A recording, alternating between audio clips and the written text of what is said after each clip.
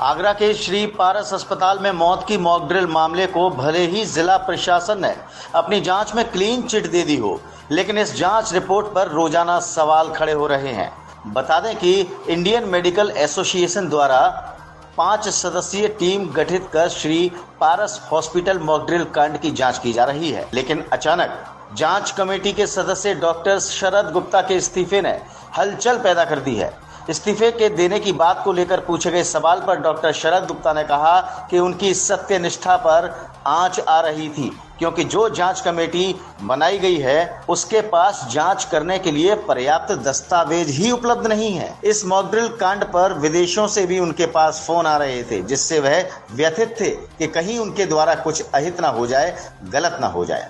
गौरतलब है कि जिला प्रशासन ने श्री पारस हॉस्पिटल को क्लीन चिट दे दी है, लेकिन आईएमए की जांच कमेटी के सदस्यों में आपसी सहमति नहीं बन पा रही, जिसकी वजह साक्ष्यों और दस्तावेजों का पूरे तरीके से उपलब्ध न होना है। और यही वजह रही कि डॉक्टर शरद गुप्ता ने जांच कमेटी के सदस्य पद से अपना इस्तीफा दे दिया है।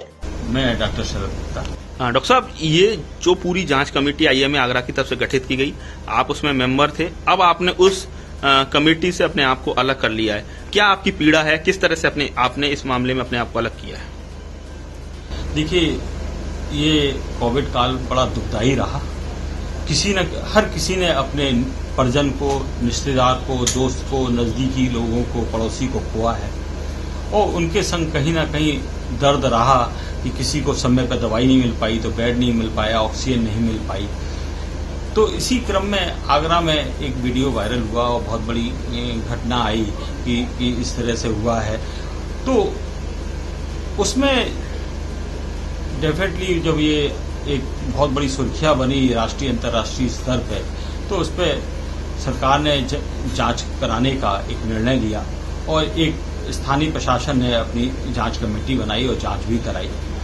उसी संदर्भ में चूंकि हम चिकित्सक का संगठन आईएमए है, तो उसकी भी एक नैतिक जिम्मेदारी थी कि हम एक जांच कमेटी गठित करें इंटरनल।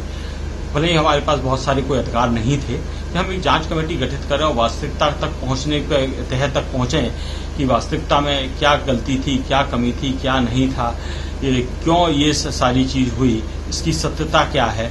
तो एक कमेटी का हमारे अध्यक्ष महोदय डॉक्टर राजीव उपाध्याय जी ने एक गठन किया, जिसमें एक सदस्य मैं भी था। चूंकि इस कमेटी की कई जूम मीटिंग हुई और इस मीटिंग के दौरान हर बार एक बात उठती थी कि हमारे पास कोई भी कागजात नहीं है और बिना किसी कागजात के हम किसी को भी कटघरे में खड़ा करना हमारे लिए असंभव है, या किसी को हम क्लीन चिट दे दें ये भी हमारे लिए असंभव है। हम किसी निर्णय पर नहीं पहुंच पाए। चूंकि मैं बहुत सारे पर्यावरण के केसेस में जनहित याचिकाएं माननीय सर्वोच्च न्यायालय एनजीटी में मेरे दाखिल होती हैं, तो मैं न्याय की एक प्रक्रिया से भली भांति वाकिफ हूँ। आपने सर कहा कि इस मामले को लेकर तमाम जो लोगों के फोन इवन अमेरिका तक से लगातार आए और आपका लगातार आप व्यथित होते रहे कि इस चीज को लेकर और सत्यनिष्ठा पर सवाल खड़े हो रहे हैं, वो क्या है सर पूरा मामला? हाँ, पिछले 2 दिनों से दैनिक समाचार पत्रों में कई लोगों की भूमिका को कटघरे में खड़ा किया गया और जहां तक एक सत्यनिष्ठा पे भी आंच आ रही थी। ऐसा लग रहा था कि हम शायद सत्यता से जांच नहीं कर रहे, कहीं ना कहीं किसी को बचा रहे हैं। तो ऐसे में जब मेरी सत्यनिष्ठा ही दांव पे लग जाए और मैं खुद जब जनता की तरफ से फरियाद करता हूं, तो मैं कहीं किसी को ये नहीं चाहता कि कहीं कोई ऐसा ना चला जाए संदेश कि हमने कोई ऐसा गलत काम किया, जबकि मैं बहुत ईमानदारी से हम लोग काम कर रहे थे। हमारा उद्देश्य यही था कि हम सारे, जब तक डॉक्यूमेंट्स नहीं मिल जाए, हम बिना डॉक्यूमेंट्स के कोई भी नतीजे पर नहीं पहुंचेंगे। हमारे पास किसी भी तरह का कोई हमसे कहता रहे। तो सर आपने जो अपना इस्तीफा किसे दे दिया? अभी मैंने अपना इस्तीफा हमारी कमेटी के जो अध्यक्ष डॉक्टर सुधीर ठाकरे के माध्यम से अपने आईएमए के अध्यक्ष डॉक्टर राजीव उपाध्याय जी को दिया है कि मैं अपने आप को इस जांच से अलग करना चाहता हूं। कृपया करके मेरे को इस जांच कमेटी से अलग कर दिया जाए।